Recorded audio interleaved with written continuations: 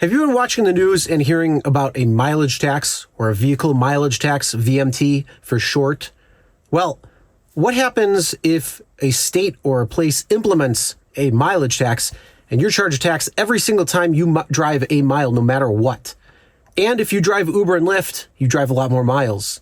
Do you think that they're actually going to cover anything or give you extra pay? I don't think so. Let's just say they're not the ones who are going to have to eat the tax. Let's talk about it.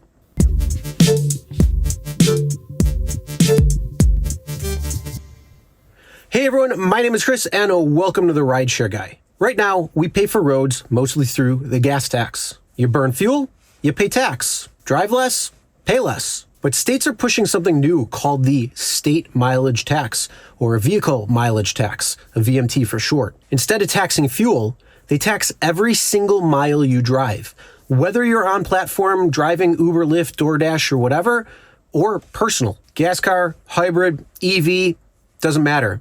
You pay the tax every single mile. Here's the official explanation. Cars are more efficient, EVs don't pay gas tax, and gas tax revenue is shrinking. So these states are saying, we need a more stable system. Well, from their point of view, it's kind of true. But let's talk about what they don't talk about. So let's run the math here. The average driver drives about 12,000 miles per year. Some of these mileage tax proposals are looking between 1 and 2 cents per mile driven. So that equals around $120 to $240 every single year. Now let's compare that to the gas tax. With that knowledge, the average driver actually pays around $140 in gas tax. So even at the low end, it's around the same. At the realistic end, you're going to be paying more. And that's going to be before rates go up, because a mileage tax will be a lot easier to implement than a gas tax when it comes to increases. Now let's talk about gig workers, drivers who are using their car to make money. Uber drivers, Lyft drivers, delivery drivers, last mile,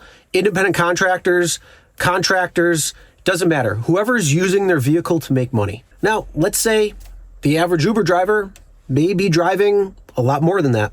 Let's say 35,000 miles. At 1.5 cents, guess how much that comes down to? $525. At 2 cents, that's about $700. Remember, this isn't a fee, this isn't registration, this is the tax that you have to pay just for driving. And you know what that looks like? A direct cut to your income. So here's the real question. Will Uber and Lyft offset this cost? Will they pay drivers more? The shorter answer is no. Don't count on it. And history proves it. Remember, Uber and Lyft don't pay drivers based on cost. They actually pay drivers on what's left. When gas prices went up, did they offset the cost? Well, sort of. They gave a little bit extra stipend, but it wasn't in conjunction with the actual gas price itself. When insurance costs go up, did they raise rates? No. When vehicle prices skyrocket, did they adjust pay? No. Instead, what happened? Well, drivers had to absorb it, and earnings per mile went down. And the mileage tax that states are talking about is going to be treated the exact same way. It's going to be a driver expense, just like gas, tires, maintenance, everything else. Remember, Uber and Lyft pricing algorithms do not say, hey, the driver's cost went up, so let's help. No.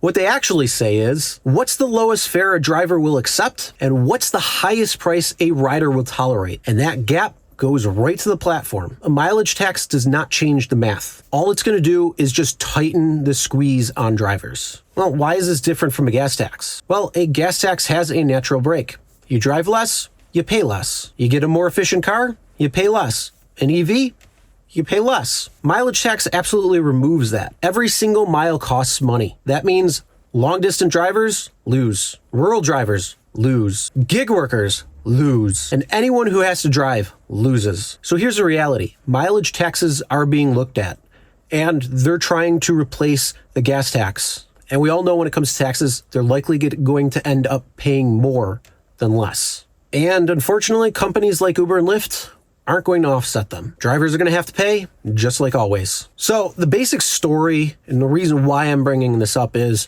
because California just introduced legislation that will open up the ability for a mileage tax. Other states across the country are looking at this as well. And it's really going to come down and hurt drivers who drive more. And it's not just periods 2 and 3 that are going to be accounting. No, it's going to be everything. So if you're going to the store, if you're going out for fun, if you're driving for Uber and Lyft, if you're doing deliveries, it's all going to count. But the problem that comes down to it is, unfortunately, you probably won't see an offset. So what can we learn from this right now? Well, first, you could make a pivot if you want. You don't have to be driving, but a lot of people like driving. They see it as a perk. Well, this might want you to get into personal driving, because then you can raise the rates where you want, because you have your own clients. You can poach Uber and Lyft passengers. I know a lot of drivers do. And if you have your T's crossed and your I's dotted, then you could make some serious money on that. And you could offset that cost directly to the customer who's coming in your car without having to worry about Uber and Lyft. But if you don't want to go that route, like I say, at this point, you're going to have to understand your costs associated with driving. We say this all the time here at the Rideshare Guy. And if you are not doing that yet, it's going to become ever more clear that you are going to need to, because you need to know what rides are profitable or not. I already said Uber and Lyft do not pay you based on what they think it's going to cost you and a profit. No, they look at it as how little can I pay the driver? How much maximum can I get from the rider? And they collect that gap. So the reality is you need to drive smarter, not harder. You need to be able to understand these costs and then use it as your own business. So there are many different things out there to be able to help you calculate your costs, but the easiest thing is the Gig You Profit Calculator. I'll leave a link to that in the description. You can check that out.